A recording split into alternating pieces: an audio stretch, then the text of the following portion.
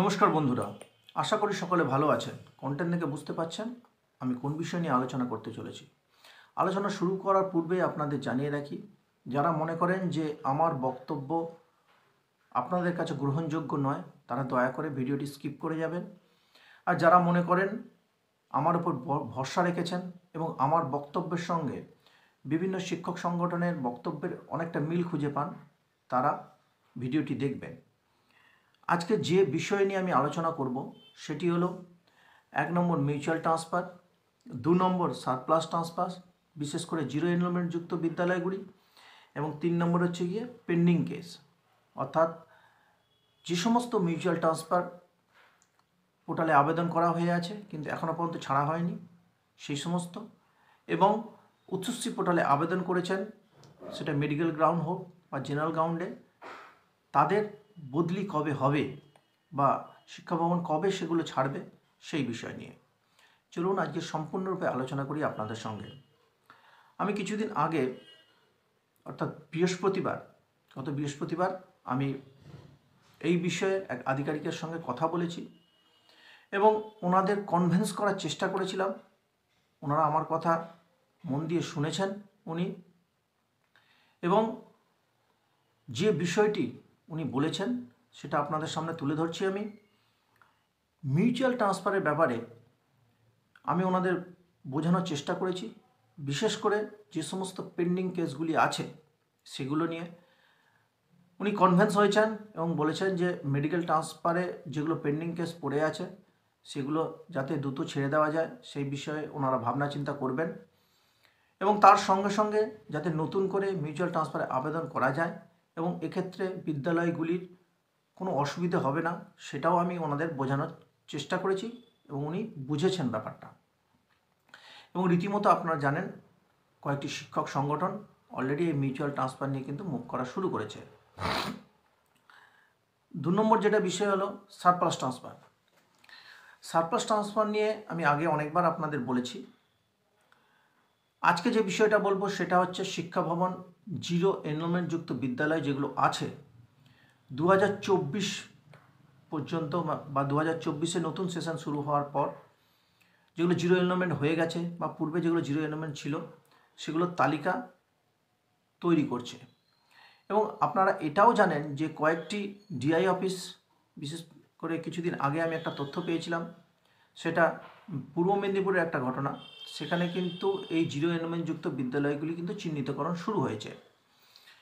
এই zero enrolment যুক্ত বিদ্যালয়গুলি কি হবে সেটা সঠিকভাবে বা স্পষ্টভাবে না খবর পেলেও যেটা আমি বুঝতে পেরেছি সেটা হচ্ছে ডিস্ট্রিক্ট ট্রান্সফার কিন্তু দেওয়া হবে।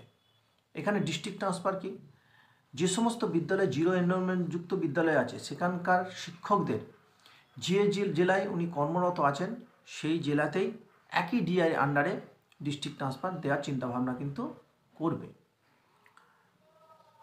এর পরবর্তী যেটা আছে সেটা হচ্ছে পেন্ডিং কেস। এই পেন্ডিং কেসের বিষয়টা মিউচুয়াল ট্রান্সফার সম্পর্কে তো আমি বললামই যে ওনারা ছাড়ার চিন্তাভাবনা করবেন। আমি কনভিন্স করতে পেরেছি যে যাতে মিউচুয়াল ট্রান্সফারগুলো ছেড়ে দেওয়া যায়। এবার হচ্ছে যেগুলো মেডিকেল গ্রাউন্ড ট্রান্সফার যে উচ্চশ্রী পোর্টালের মাধ্যমে অলরেডি পেন্ডিং হয়ে পড়ে আছে, তাছাড়া যারা জেনারেল ট্রান্সফারের জন্য আবেদন করে রেখেছেন উচ্চশ্রী পোর্টালে তাদের যাতে ছেড়ে দেওয়া হয়, তো এই বিষয়ে আমি ওনাদের কনভিন্স করার চেষ্টা করেছি কিন্তু ওনারা মুখ খুলতে চাননি। তবে আমার যেটা মনে হচ্ছে এই মুহূর্তে এই কেসগুলি কতটা ছাড়া হবে সে বিষয়ে কিন্তু সংশয় আছে। তবে একটা জিনিস ওনার মুখ থেকে আমি যেটা শুনেছি সেটা হলো যে আইনি জটিলতা থাকার জন্য বহু বিদ্যালয়ে এখনও পর্যন্ত শিক্ষকের কিন্তু অনেকটা ঘাটতি আছে, বিশেষ করে গ্রামের বিদ্যালয়গুলি। তো সেই সমস্ত ঘাটতি মেটানোই ওনাদের প্রধান উদ্দেশ্য যেটা জানা গেছে। অর্থাৎ এখান থেকে বোঝা যাচ্ছে ওনারা কিন্তু সারপ্লাস ট্রান্সফারের প্রতি বেশি জোর দিচ্ছে। তো পেন্ডিং কেসগুলো কি হবে সে বিষয়ে ওনারা কিন্তু কিছু বলেননি। এবার একদম ভিডিওর শেষে আপনাদের একটা ছোট বার্তা দিই। আমার শারীরিক অসুস্থতার কারণে আমি কিন্তু সশরীরে ওনাদের সঙ্গে যোগাযোগ করার কোনোভাবে চেষ্টা করতে পারিনি। চেষ্টা করলেও ওনাদের সঙ্গে যোগাযোগ করতে পারিনি আমি। আমার কয়েকটা শিক্ষক সংগঠনের সঙ্গে কথা হয়েছে, ওনারা এই বিষয়ে মুভ করছেন।